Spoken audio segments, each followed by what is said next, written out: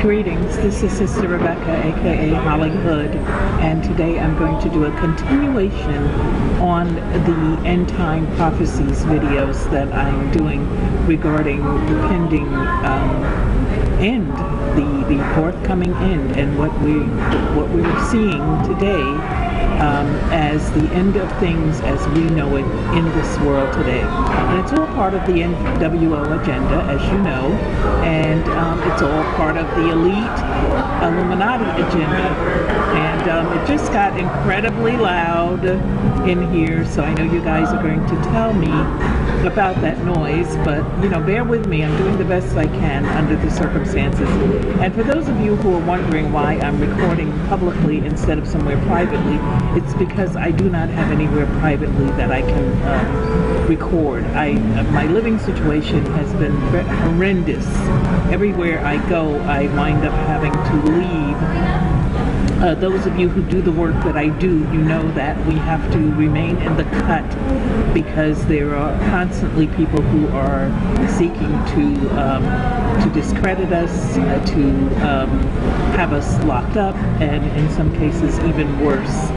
So I have to stay on the move, and in order to do that, I have to be out into the universe, and so I never know where I'm going to make a video, and this is why. So if you are interested in watching my videos, please do so, and I'll do the best I can about the noise, but for right now I have to do them where I can. Okay, thanks, stay tuned, here it comes, and God bless you, and thank you always for watching, and please continue to spread From Lausanne, Switzerland today, news of a nuclear deal. The United States and 5 other nations say they have achieved a political framework for a final agreement with Iran.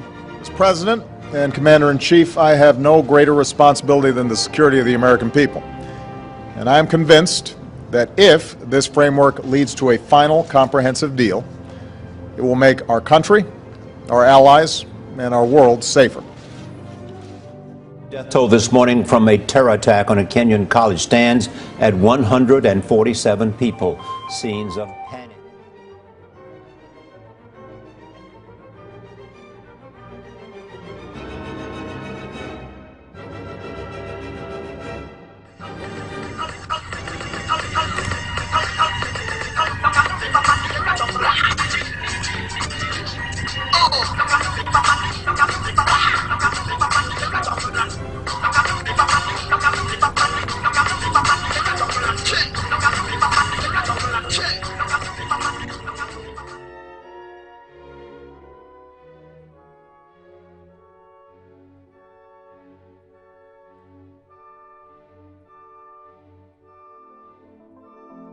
Now, the world's biggest and most powerful atom-smashing machine, if we can put it like that, has been switched on again after a 2-year refit.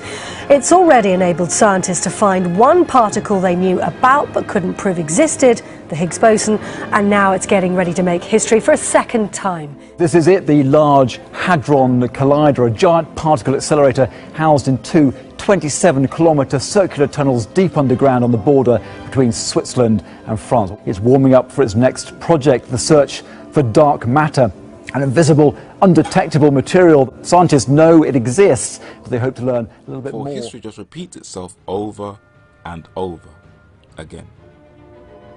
That which hath been, past tense, is now, present tense, and that which is to be, future tense, hath already been, past tense, and God requireth that which is past. If you really want divine truth, you have to search for it. Knowledge is not just going to drop in your lap when you want it to. Yea, if thou criest after knowledge, and liftest up thy voice for understanding, if thou seekest her as silver, and searchest for her as hid treasures, then shalt thou understand the fear of the Lord, and find the knowledge of God. Even if you feel you are unlearned to understand the meaning of prophecy, you don't have to be a deep theologian. Just ask God, and He will reveal it to you. If any of you lack wisdom, let him ask of God that giveth to all men liberally, and upbraideth not, and it shall be given him. Whenever studying scripture, always go over each line in each verse carefully and slowly without rushing.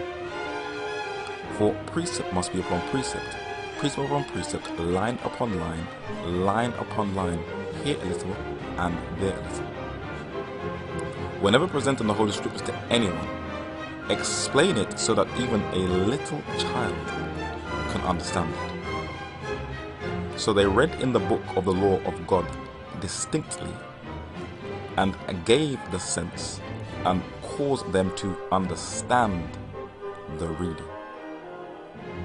In an age of deception, it is very easy to be manipulated by a church or a speaker or a big-time evangelist. A lot of his songs were, about nonsense, but when he got real, he got real. Yeah, he captivated the audience by, talking about their daily life, where he came from, where he lived, drug dealing and that sort of thug life was a part of people's life. So the young people could relate to that because that's how they were surviving. There wasn't much opportunity.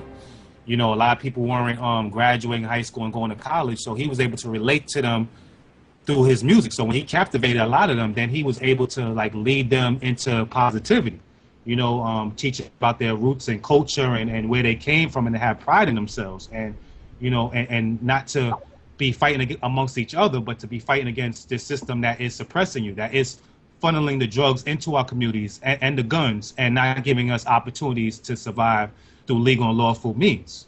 Yeah, so later on in life, just like on Malcolm X, he started out as a, as a pimp in his younger years, and then later on became a black leader, a revolutionary. So a lot of people, as they get older, they find their way. And that's what happens when you come in contact with information and knowledge. It changes you. And a lot of this information and knowledge is kept from, people that are of color and who are poor.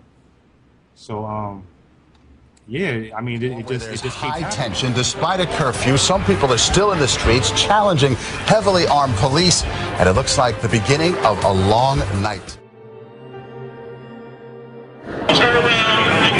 Minutes after a 10 p.m. curfew went into effect.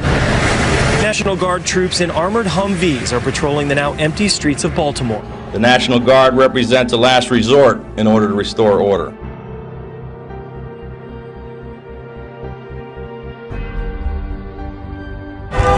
And I issued the executive order less than 30 seconds after requested by the city. After a day marked by property destruction, looting, and fires, Maryland State Police are now running the show in the city of 620,000. Now, here in Baltimore, the unrest is spreading across the city. It's happening in the west, in the east, and again, there's a dozen buildings on fire.